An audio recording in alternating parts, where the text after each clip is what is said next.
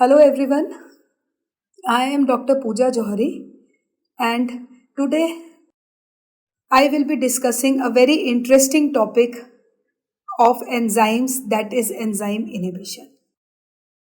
देखो, अब स्टार्ट करने से पहले सबसे पहले इनिबिशन का मतलब क्या होता है कि कोई भी चीज़ चल रही है उसको हम रोक दें, और ये बहुत ही इम्पॉर्टेंट पार्ट है एंजाइम्स का कि एंजाइम्स में इनिबिशन होती है।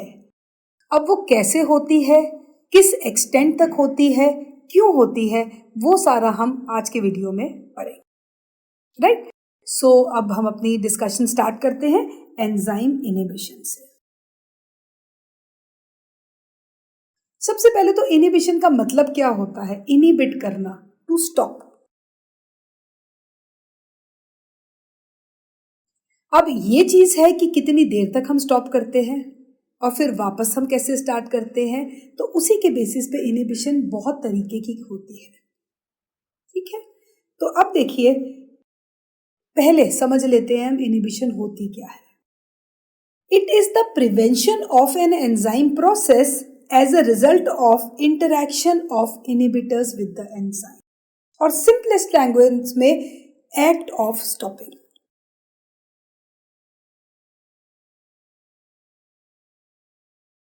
कि एंजाइम कुछ हद तक काम ना कर पाए, ठीक है। तो इनिबिटर क्या होता है? इनिबिटर वो होगा जो क्या करेगा, जो स्टॉप करेगा। अब इसके पीछे पर्पस क्या रहता है, क्यों किया जाता है? अब देखो, जैसे कभी भी हम एंजाइम की बात करते हैं, एक सबसे इंपॉर्टेंट चीज आती है इसमें, एंजाइम एक्टिविटी। इसका मतलब क्या होता है? वो एंजाइम कितना एक्टिव है, उसका कैटालिटिक कांस्टेंट क्या है, माइकेलिस मेंटन कांस्टेंट या Km क्या है उसका, ये सब चीजें करती हैं। अब अगर इनिबिटर आया तो उसने एंजाइम एक्टिविटी तो ऑल्टर कर ही दी, ठीक है। एंजाइम एक्टिविटी ऑल्टर करने से उसने से Km पे क्या फर्क पड़ेगा और हमारी वेलोसिटी पे क्या फर्क पड़ेगा, ये सब हम देखेंगे इस वीडियो में, ठीक है। तो ये बहुत इंटरेस्टिंग है। अब सबसे पहले हमें, जैसे मैंने बताया कि कोर है कि हम एक्ट ऑफ स्टॉपिंग है, हम स्टॉप कर रहे हैं काम करना। कैसे कर रहे हैं? कि कोई एक सब्सटेंस आ रहा है, वो आके आकर उसको इंस्ट्रक्शन दे रहा है कि अभी जरूरत नहीं है, राइट। तो अब ये इनिबिशन ही होती है, कितनी तरह की होती है और उसकी कैरेक्टरिस्टिक क्या क्या है। तो ओवरऑल अगर हम देखें तो हम इनिबिशन को क्या कह सकते हैं? एक तो इनिबिशन हो जाएगी रिवर्सिबल, मतलब अगर A प्लस बी C बना रहा है, ये एंजाइम है हमारा और ये हमारा इनिबिटर है, कोई भी से X है, ठीक है। तो इनिबिटर की प्रेजेंस में भी अगर ये उल्टा हो गया तो रिवर्सिबल है। बट इरिवर्सिबल क्या होती है कि एक बार इनिबिटर आ गया तो वो कोशिश करेगा वो इनिबिट ना कर सके, ठीक है। एक होती है एलोस्टेरिक इनिबिशन, ये बहुत ही इंपॉर्टेंट इनिबिशन है जो हमारी बॉडी में जितने भी रिएक्शंस हो रहे हैं उसको रेगुलेट कर। तो ब्रॉडली अगर हम देखें तो इनिबिशन 3 तरह की है, रिवर्सिबल, इरिवर्सिबल और allosteric, right. Reversible, the inhibitor binds non-covalently with enzyme and can be reversed if the inhibitor is removed, right? Irreversible, inhibitor bind कर जाता है और इनएक्टिवेट कर देता है एंजाइम को, क्योंकि वो रिवर्स नहीं हो सकती, तो एंजाइम की आगे एक्टिविटी खत्म हो जाएगी। और एलोस्टेरिक, इसको हम एक तरह से इनिबिशन भी नहीं बोलेंगे। एलोस्टेरिक का मतलब क्या है कि कोई और मॉलिक्यूल आ रहा है, वो बाइंड करता है और वो चेंज कर देता है कॉन्फर्मेशन एंजाइम की। अगर वो हेल्प करेगा तो उसको हम पॉजिटिव बोल देंगे, अगर वो हेल्प नहीं करेगा तो उसको हम नेगेटिव बोल देंगे। The modulator binds non-covalently at some other site, changing the conformation of the enzyme. So this is the broad classification of different type of inhibition. ठीक है, अब रिवर्सिबल इनहिबिशन में सबसे इंपॉर्टेंट जो इनहिबिशन आती है वो है competitive inhibition. Very very important. इसमें क्या होता है, कॉम्पिटिटिव माने ये हमारा रिएक्शन है,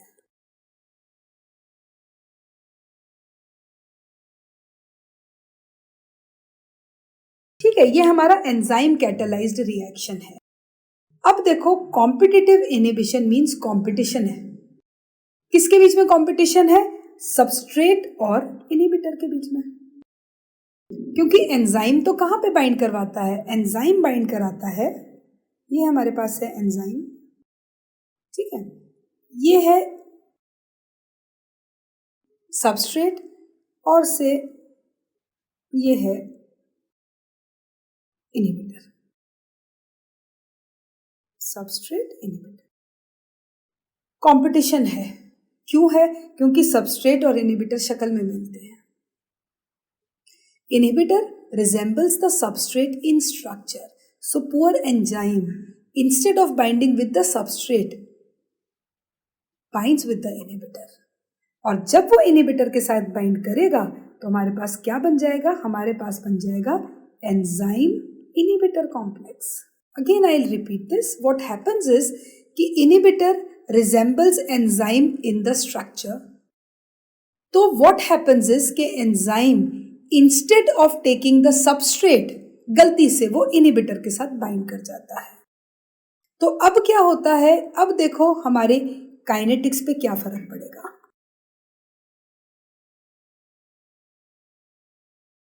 सबसे इंपॉर्टेंट दो ही फैक्टर्स हैं काइनेटिक्स में, एक हमारा Vmax है, एक हमारा Km है.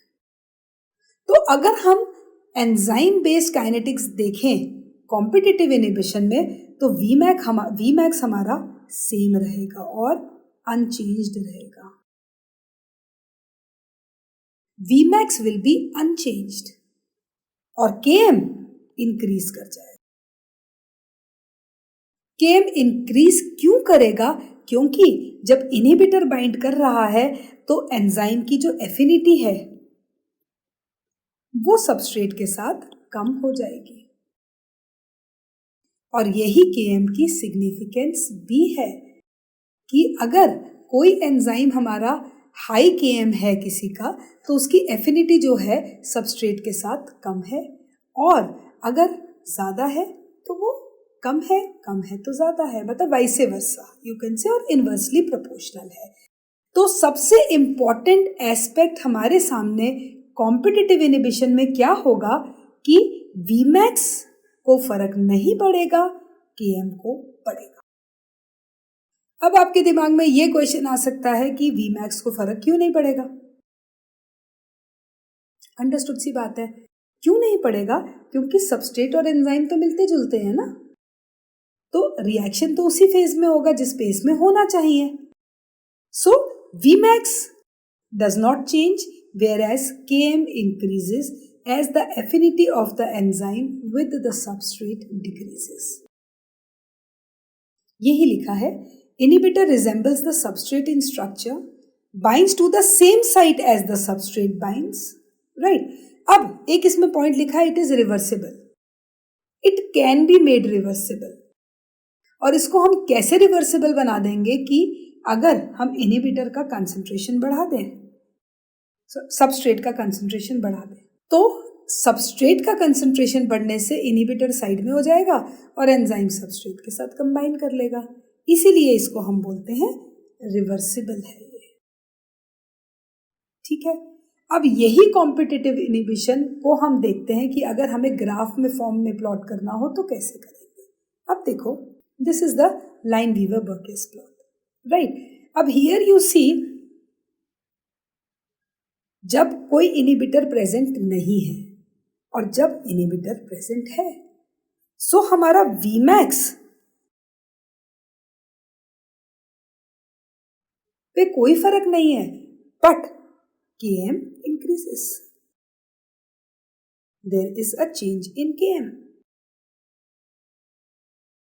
क्योंकि competition is present. This red line is actually showing competitive inhibition.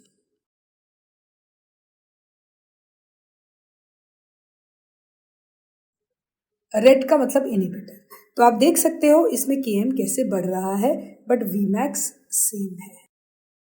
Very important characteristic feature of competitive inhibition. और अगर रिएक्शन लिखनी है, I write the reaction again here, enzyme substrate complex forming enzyme plus product enzyme inhibitor complex. This is the equation in competitive inhibition. And you can see अगर हम लाइन-वीवर-बर्केस plot पे भी करते हैं तो आराम से हम एसेस कर सकते हैं कि Vmax को क्या फर्क पड़ा और हमारे Km को क्या फर्क, राइट। और ये हमारी है माइकेलिस मेंटन। देखो दोनों में फर्क है। ये है लाइन-वीवर-बर्केस प्लॉट। अब आप कैसे मिक्स, मतलब like how will you differentiate between these two? तो हमेशा याद रखना, जब भी स्ट्रेट लाइन हो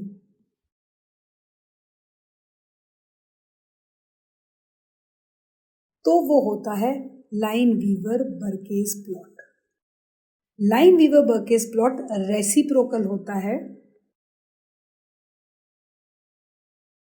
इस इक्वेशन का। ये इक्वेशन है हमारी माइकेलिस मेंटन इक्वेशन। हम इसको उल्टा कर दें, रेसिप्रोकेट कर दें, तो ये हमारी बना देगी ऐसे होता है।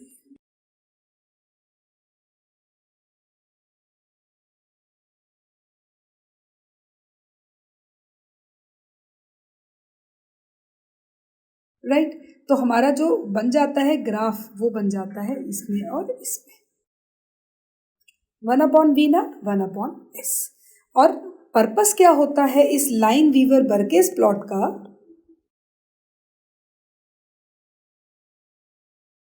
कि ये इक्वेशन ऑफ स्ट्रेट लाइन है। इससे हम स्लोप और इंटरसेप्ट कैलकुलेट कर सकते हैं। इसको बोलते हैं y = mx + c, राइट। तो ये हो गया लाइन-वीवर, और दूसरा हमारे पास ये प्लॉट है सिंपल माइकेलिस मेंटन।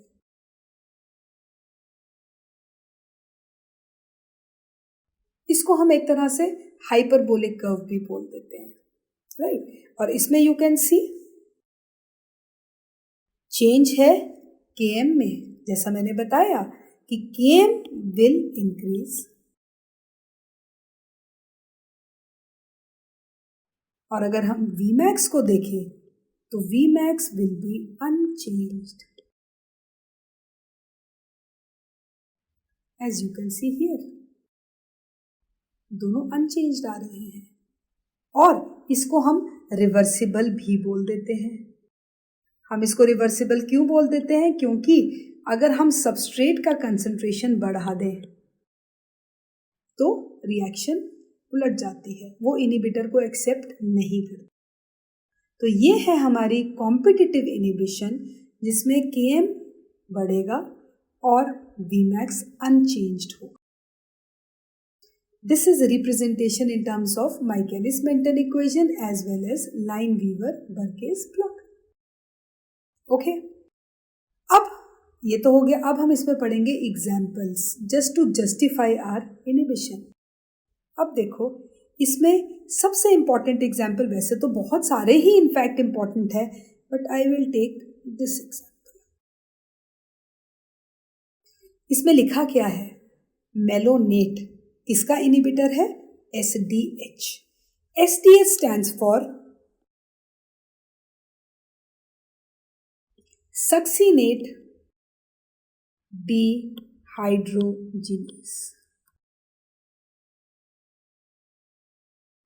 ये एंजाइम TCA साइकिल का एंजाइम है और ये इनर माइटोकॉन्ड्रियल मेम्ब्रेन पे होता है। अब ये कर क्या रहा है? ये सक्सिनिक एसिड को चेंज करता है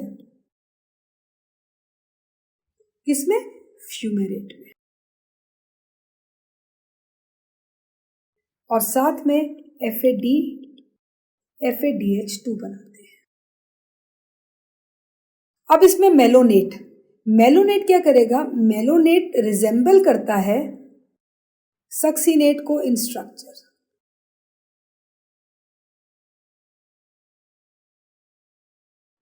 तो अब क्या होगा? एंजाइम हमारे पास है सक्सीनेट डिहाइड्रोजिनेस, तो वो गलती से सक्सीनेट के से कंबाइन होने के बजाय मेलोनेट को ले लेगा। अब जब वो मेलोनेट को ले लेगा तो फ्यूमेरेट नहीं बनेगा। क्यों? क्योंकि कंपटीशन है, किस किस के बीच में है? सक्सीनेट और मेलोनेट के बीच में है। बट अगर हम सक्सीनेट का कंसंट्रेशन बढ़ा दें, if we increase the concentration of succinate, the reaction is reversed और वी गेट फ्यूमेरेट, राइट। बाकी आर्सिनेट, हम बाकी एग्जांपल्स भी देख लेते हैं। Arsenate glyceraldehyde three phosphate dehydrogenase का है, ये एंजाइम ग्लाइकोलिसिस का है, ग्लाइकोलिसिस। ऑक्जेमेट लैक्टेट का है। फ्लोरोसिट्रेट TCA साइकिल का है। डाइक्यूमेरॉल विटामिन के की फॉर्म है, और इथेनॉल ADH अल्कोहल डिहाइड्रोजिनेस का है। तो ये सारे ही क्या है? ये सारे ही रिजेंबल करते हैं सबस्ट्रेट को, सो गलती से एंजाइम सबस्ट्रेट की जगह इनके साथ बाइंड कर जाता है। तो ये हो गए सिंपल कॉम्पिटिटिव इनहिबिशन। अब इस कॉम्पिटिटिव इनहिबिशन का एक थेराप्यूटिक यूज भी है। अब वो क्या है? This is a very important slide. This represents the therapeutic use of competitive inhibition. One example I'll explain you in detail so that rest of the things you will automatically understand. होता क्या है? Allopurinol. Allopurinol is a drug given to cure hyperuricemia.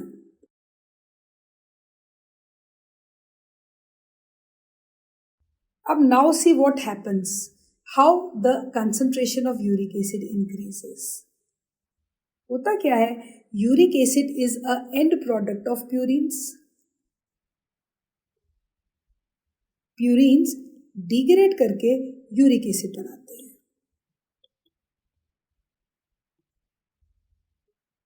अब हमारी body में हो क्या रहा है कि एडेनिन, प्यूरिन्स क्या है? एडेनिन और ग्वानिन। एक इनोसिन मोनोफॉस्फेट भी होता है, ये मॉलिक्यूलर बायोलॉजी के वीडियोस में I have discussed about IMP। अब ये तीनों ही क्या करते हैं? हाइपोजेंथीन बना देते हैं। ये हाइपोजेंथीन जेंथीन बना देता है, और ये जेंथीन बना देता है यूरिक एसिड। ठीक है, अब देखो, अब इसमें क्या होगा? ये जो एलोप्यूरिनॉल ड्रग है, ये क्या करती है? I just right the name of the enzyme also. यहाँ पे एंजाइम है जेंथीन ऑक्सीडेज,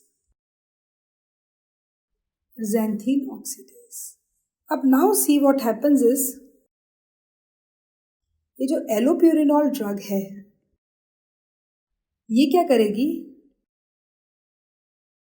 ये हाइपोजेंथीन के साथ कंबाइन करेगी और ये क्या बना देगी?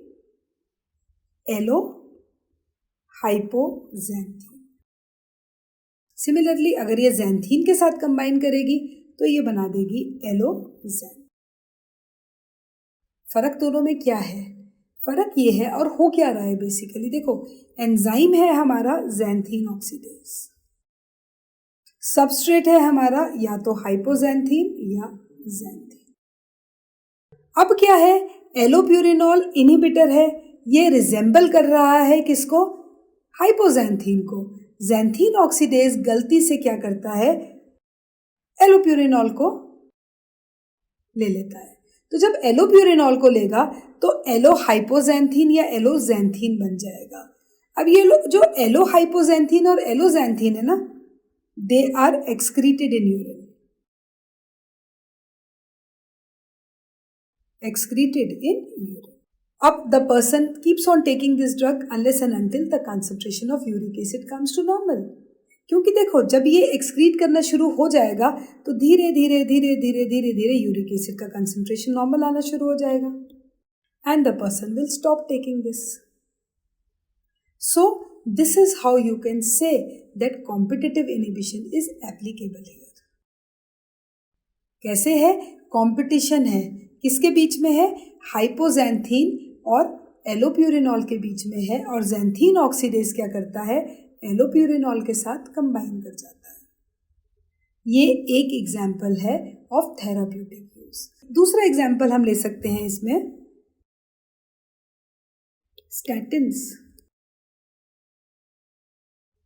स्टैटिन्स का एक बड़ा बेसिक सा फीचर है. ये क्या करते हैं? They are the inhibitors of HMG CoA reductase. अभी HMG CoA reductase है क्या? ये है rate limiting enzyme of cholesterol biosynthesis.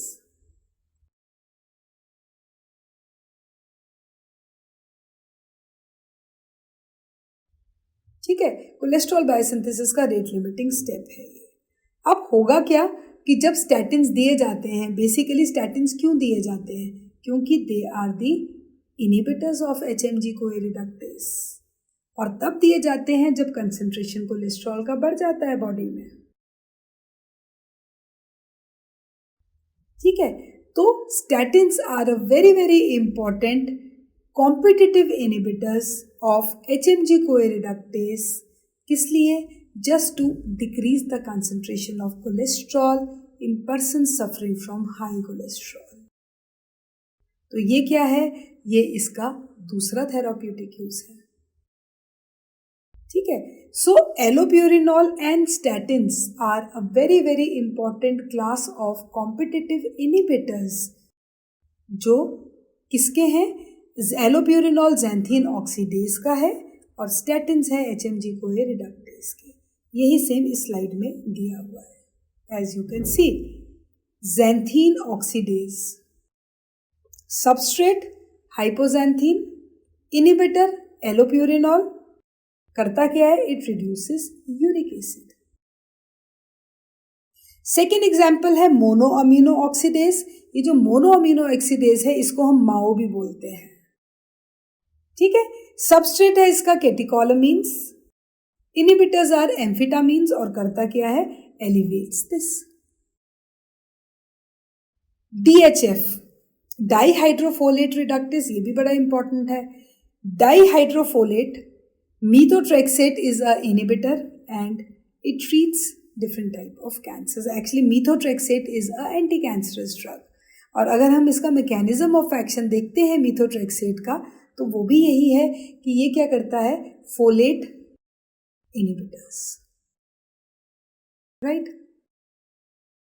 Then acetylcholine esterase, ये क्या करता है? It is used for muscle relaxation, क्योंकि acetylcholine is continuously being produced and degraded in synaptic vesicles. और हमारे पास आ जाता है HMG CoA reductase. Substrate HMG CoA है और इनहिबिटर है द स्टैटिन्स. जैसे लोवास्टैटिन हो गई, कंपैक्टिन हो गई, ये सारी इसमें आएंगी. और करती क्या है? They inhibit the synthesis of cholesterol. So this is competitive inhibition, right? Where there is a competition between the inhibitor and the substrate, but it is a reversible inhibition, क्योंकि if we increase the concentration of the substrate the reaction can be reversed. फिर इसके बाद आती है, ये example हो गया. Then comes non competitive inhibition. अब नॉन कॉम्पिटिटिव मतलब क्या है? इसका कोई कॉम्पिटिशन नहीं है. मतलब ये इनहिबिटर है, ये सबस्ट्रेट है और ये बना रहा है एंजाइम और प्रोडक्ट। अब जो इनहिबिटर है इसके बीच में कोई कंपटीशन नहीं है। अब या तो ये एंजाइम के साथ कंबाइन करेगा तो ये एंजाइम इनहिबिटर कॉम्प्लेक्स बना देगा, या ये एंजाइम सबस्ट्रेट कॉम्प्लेक्स के साथ बाइंड करेगा तो ये एंजाइम सबस्ट्रेट इनहिबिटर कॉम्प्लेक्स बना देगा, क्योंकि नो कंपटीशन। अब देखो, अब ये एंजाइम्स कहीं भी इसकी मर्जी है कहीं पे भी बाइंड करेगा। तो सबसे इंपॉर्टेंट चीज, अगर हम फिर से काइनेटिक्स पे आते हैं तो दो ही फैक्टर्स हैं जो इन्फ्लुएंस करते हैं, Vmax और Km। तो इस केस में Vmax डिक्रीज हो जाएगा। अब Vmax क्यों डिक्रीज होगा? क्योंकि रिएक्शन का रेट कम हो जाएगा। क्यों हो जाएगा? क्योंकि इनहिबिटर तो एंजाइम सबस्ट्रेट कॉम्प्लेक्स के साथ भी बाइंड कर रहा है। अब जब वो एंजाइम सबस्ट्रेट कॉम्प्लेक्स के साथ बाइंड कर रहा है, इसका मतलब क्या है? It will stop the reaction to occur. ठीक है, that is why we say Vmax will decrease, और अगर हम Km की बात करें तो Km इसमें बराबर रहे। There won't be any change in K। तो ये हमारी क्या है? ये है हमारी non competitive inhibition, where Vmax decreases but Km remains the same. अब इसको हम रिवर्सिबल भी कह सकते हैं, इसको हम इरिवर्सिबल भी कह सकते हैं। रिवर्सिबल क्यों? अगर ये यहाँ पे बाइंड करे, और इरिवर्सिबल क्यों? अगर ये यहाँ पे बाइंड करे। वो इसलिए क्योंकि अगर ये एंजाइम सबस्ट्रेट कॉम्प्लेक्स के साथ बाइंड कर गया तो हमारा चैप्टर ही खत्म हो गया, आगे कुछ भी नहीं होगा, क्योंकि यही तो आगे जाकर प्रोडक्ट बनाता है। If this is blocked, everything will be blocked, right? So this is non-competitive inhibition when there is no competition between the inhibitor and the substrate. ठीक है? So it does not have a structure like substrate, binds to the enzyme but not the active site, changes the shape of the enzyme and active site, and substrate cannot fit altered active site. So overall you can say it will be irreversible, Km will be the same and Vmax will decrease. ये है non-competitive inhibition, right? So in non-competitive Vmax decrease कर जाएगी but Km same रहेगा। अब पता चला कि Vmax क्यों decrease करेगा? क्योंकि इनहिबिटर आप देख सकते हो इस पिक्चर में एंजाइम सबस्ट्रेट कॉम्प्लेक्स के साथ जाकर बाइंड कर रहा है, और इसीलिए हम कहते हैं ये जनरली इरिवर्सिबल होती है, right? As you can see from this picture also, no reaction. हमेशा याद रखना, कोई भी चीज अगर हमारे एंजाइम सबस्ट्रेट कॉम्प्लेक्स को रोक रही है तो आगे रिएक्शन के चांसेस ब्लीक हो जाते हैं। ब्लीक क्यों हो जाते हैं? क्योंकि यही तो प्रोडक्ट में चेंज होता है। ठीक है, अब हम आते हैं, ये तो हो गई इसकी kinetics, then we come over to the kinetics explained with the help of reaction. अब देखो, पहले मैं इसमें लिख ही देती हूँ कि Vmax decreases and Km same. ठीक है, कॉम्पिटिटिव में क्या था?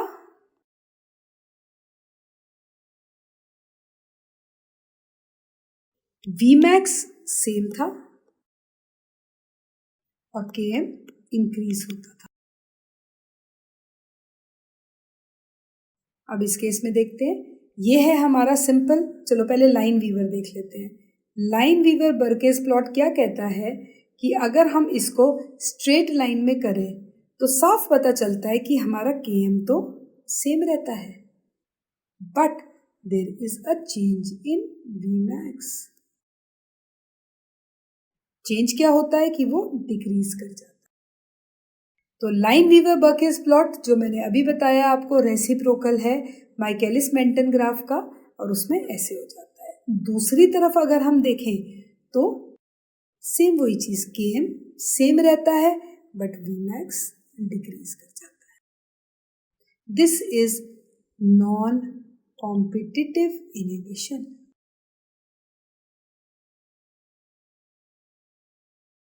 Where there is no competition between the inhibitor and the substrate. Right. अब ये हमने देख लिया इसका ग्राफ। अब हम जाएंगे इसके एग्जाम्पल्स पे। जैसे कि मैंने बताया इसको हम इरिवर्सिबल भी बोलते हैं।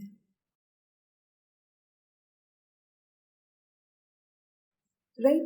अब देखते हैं इसके एग्जाम्पल्स क्या क्या है। इसके एग्जाम्पल्स हैं आइडोएसीटेट है, ग्लिसरल एल्डिहाइड 3-फॉस्फेट डिहाइड्रोजिनेज का, और आर्सिनेट था competitive. Right here this is non competitive और इसमें कॉम्पिटिटिव था हमारा आर्सिनेट। ठीक है। फिर सोडियम फ्लोराइड इनहिबिट करता है इनोलेस को। ये एक बहुत ही इंपॉर्टेंट एंजाइम है। इनोलेस एंजाइम ग्लाइकोलिसिस का है और ये क्या करता है, ये 2-PGA को पेप में कन्वर्ट करता है। और ये 2-PGA कहाँ से बन रहा है, हमारा ग्लूकोज से बन रहा है क्योंकि ग्लाइकोलिसिस चल रही है। अब क्या होगा, जब ग्लाइकोलिसिस चल रही है पेप बन रहा है और पायरूविक एसिड बन रहा है। एंजाइम है यहाँ पे enolase. Purpose of adding sodium fluoride is to block glycolysis here.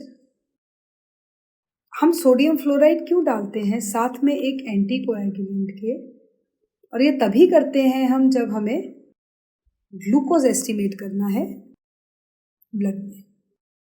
तो ये सोडियम फ्लोराइड इनोलेस का इनहिबिटर है, इरिवर्सिबल है। मतलब क्या है कि एक बार इसे डाल दिया तो जितनी ग्लाइकोलिसिस है यहां तक हुई है रुक जाएगा। अदरवाइज क्या होगा कि अगर हमने सैंपल एक जगह से दूसरी जगह लेकर जाना है तो आरबीसीज की हाफ लाइफ इज 120 डेज, तो वो रिएक्शन चलता रहेगा, और जब वो रिएक्शन चलता रहेगा तो ऑब्वियसली ग्लूकोज की गलत रीडिंग आएगी। ठीक है ना, wrong estimation of glucose will be done. So sodium fluoride is a irreversible inhibitor of enolase. Fine. Then fluoroacetate. Fluoroacetate है एकोनिटेस का। ये जो एकोनिटेस है ये बड़ा ही इंपॉर्टेंट एंजाइम है ऑफ टीसीए।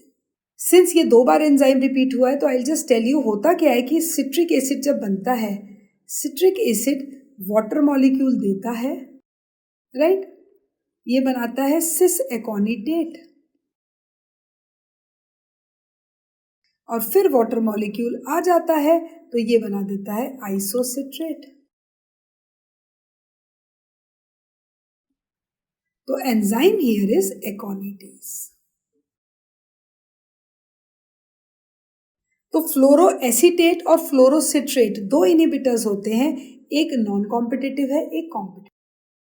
कुछ भी होगा तो TCA cycle will suffer. Arsenate alpha ketoglutarate dehydrogenase which is an enzyme of TCA cycle. Dimercaprol inhibits sulphydryl group and heavy metals inhibit sulphydryl groups. मतलब ये क्या कर रही है, एक तरह से ब्लॉक कर रही है। तो ये क्या है हमारा, ये है हमारा नॉन कॉम्पिटिटिव इनहिबिशन, राइट। फिर after this let's compare both the type of inhibitions. अब देखो ये बड़ी इंपॉर्टेंट स्लाइड है between competitive and non competitive. Competitive में अगर हम देखें तो वो हमेशा एक्टिव साइट पे करता है, नॉन कॉम्पिटिटिव में वो कर भी सकता है नहीं भी कर सकता है। फिर हम स्ट्रक्चर ऑफ इनहिबिटर देखें तो इनहिबिटर क्या कर रहा है, it resembles in competitive inhibition but it is totally a different molecule. देखो कि ये बड़ा इंपॉर्टेंट डिफरेंस है। कॉम्पिटिटिव में कंपटीशन है क्योंकि सबस्ट्रेट और इनहिबिटर मिलते जुलते हैं, बट नॉन कॉम्पिटिटिव में इनहिबिटर कोई और ही कहीं से आ जाता है। This is reversible, this is generally irreversible, क्योंकि जैसा मैंने बताया कि अगर वो एंजाइम सबस्ट्रेट कॉम्प्लेक्स के साथ बाइंड कर गया इनहिबिटर तो no reaction will be there. फिर हम Km की बात करें तो Km कॉम्पिटिटिव में इंक्रीजेस क्योंकि एफिनिटी डिक्रीजेस और इसमें कोई चेंज नहीं होता है क्योंकि एंजाइम अपना बराबर काम कर रहा है। Vmax देखें तो Vmax no change as we saw, क्योंकि कंपटीशन है सेम चलेगा, और नॉन कॉम्पिटिटिव में इट विल बी डिक्रीज्ड। और अगर हम सिग्निफिकेंस देखें तो थेराप्यूटिक यूज है कॉम्पिटिटिव इनहिबिशन का, बट इसका टॉक्सिकोलॉजिकल ही है क्योंकि इट इज हार्मफुल। इसमें नॉन कॉम्पिटिटिव में एक और एग्जाम्पल हम दे सकते हैं साइनाइड का।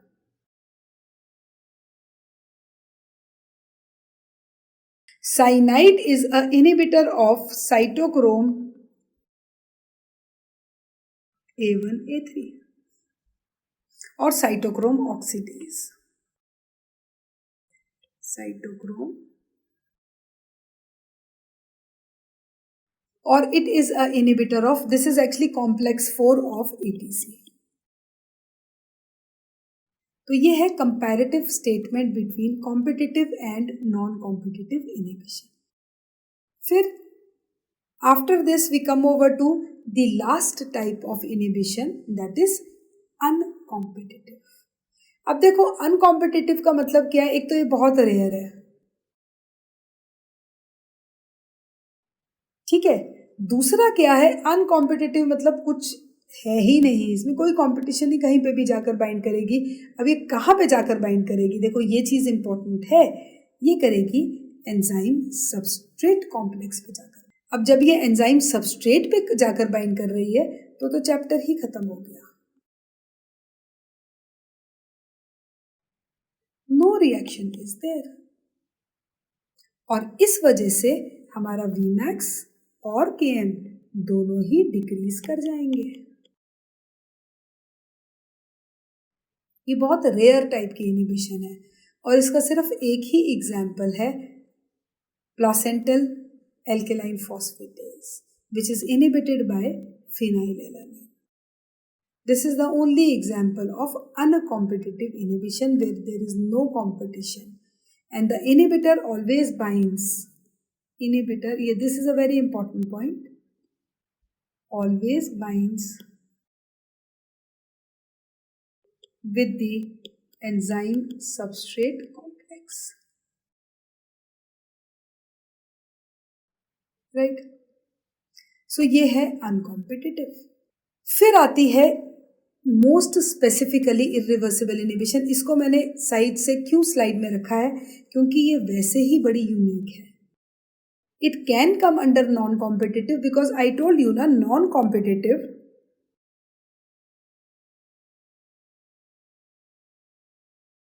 रिवर्सिबल ही भी होती है, but most common mostly it is irreversible. But हमारी इरिवर्सिबल इनहिबिशन जो होगी ना, वो स्ट्रिक्टली इरिवर्सिबल होगी, उसमें कोई चांसेस नहीं है उल्टा जाने के, राइट। अब जैसे हम साइनाइड देखें, just now I told you cyanide is a inhibitor of complex 4 of ETC, क्योंकि cyanide when consumed it blocks electron transport chain. ETC stands for electron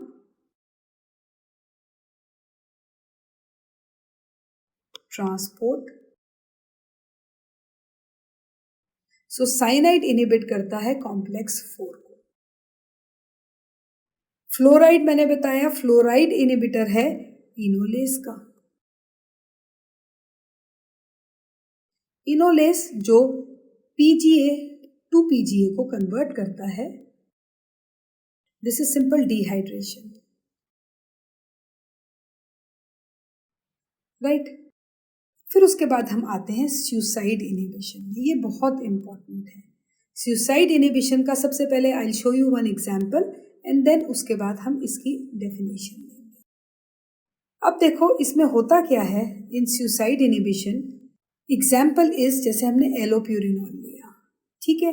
allopurinol करता क्या है, अभी ये रिएक्शन मैंने डिस्कस करी थी तो मैं ज़्यादा फुल फॉर्म्स में नहीं लिखूंगी, I just right the abbreviated versions. हाइपोजैंथीन xanthine बनाता है और जैंथीन यूरिक एसिड बनाता है। यहाँ पे एंजाइम है जैंथीन ऑक्सीडेज, यहाँ पे एंजाइम है जैंथीन ऑक्सीडेज, राइट। इसको I will write the short form AP. AP when given will combine with this forming allohypoxanthine. AP when given here, it will form alloxanthine. अब इसको हम suicide inhibitor क्यों बोलते हैं? वो इसलिए बोलते हैं suicide inhibition is that inhibition in which the inhibitor binds to form a more potent or more toxic form than the initial one. अगर इसको हिंदी में बोले तो ये जो एलोप्यूरिनॉल है ये क्या करेगा, सुसाइड इनिबिटर की तरह एक्ट कर रहा है। ये एक ऐसा प्रोडक्ट बना देगा जो ज़्यादा खतरनाक है ओरिजिनल से, और इतना खतरनाक है कि वो ओरिजिनल को आगे आने ही नहीं देगा। तो इसका मतलब हम ये भी कह सकते हैं कि जब ये चल रहा है रिएक्शन, दो द सेल या metabolites are committing a suicide. वही इसकी डेफिनेशन कह रही है, the original inhibitor is converted to a more potent form by the same enzyme that ought to be inhibited, ठीक है। And the inhibitor binds irreversibly with the enzyme, obviously irreversibly bind करेगा ये, और ये reaction होगी। इसमें दो examples आते हैं, एक एलोप्यूरिनॉल आता है, एक एस्प्रिन का आता है। Aspirin is a inhibitor of COX enzyme. COX enzyme जो प्रोस्टाग्लैंडिन्स की सिंथेसिस में होता है, synthesis. It is also a suicide enzyme, COX, ठीक है। बट ये बड़ा इंटरेस्टिंग सा इसकी डेफिनेशन है कि ये क्या करेगा, ये ऐसा एक मोर पोटेंट फॉर्म बना देगा जो बिल्कुल डिफरेंट होगा ओरिजिनल फॉर्म से। इसीलिए it is like the cell committing a suicide, that is why it is suicide inhibition, right. So this is what is inhibition. Competitive which is the reversible, non-competitive which can be reversible, can be irreversible, or uncompetitive which is irreversible, and suicide inhibition, ठीक है। और अगर फिर से इसको मुझे थोड़ा सा समराइज करना है तो मैं इसको एक और फॉर्म में समराइज कर सकती हूँ। This is competitive, this is non competitive, और दिस इज अनकॉम्पिटिटिव,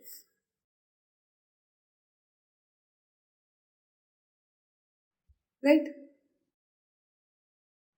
हम Km देखेंगे पहले क्योंकि यही इसका डिफरेंस है, और Vmax देखेंगे। Km increases in non competitive same, और in uncompetitive decreases. Vmax same, decreases and decreases, ठीक है। हम इसकी इक्वेशन देखें, इसकी इक्वेशन है ये,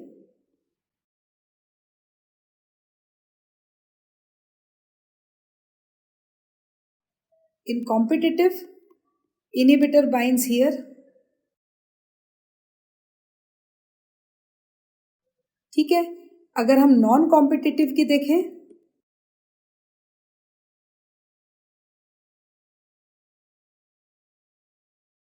तो इनहिबिटर एक तो या तो यहां बाइंड करता है और या यहां बाइंड करता है, राइट। और जब हम नॉन कॉम्पिटिटिव के बाद अनकॉम्पिटिटिव पे जाते हैं तो अनकॉम्पिटिटिव में इनहिबिटर कहाँ बाइंड करता है, सिर्फ और सिर्फ एंजाइम सबस्ट्रेट कॉम्प्लेक्स पे, like this. So this is the basic difference between these three type of inhibition. This is reversible. This can be both, and it is generally irreversible also. ठीक है, और ये क्या हो जाएगी, this is irreversible, right? तो ये हो गई हमारी ब्रॉड क्लासिफिकेशन ऑफ इनहिबिशन।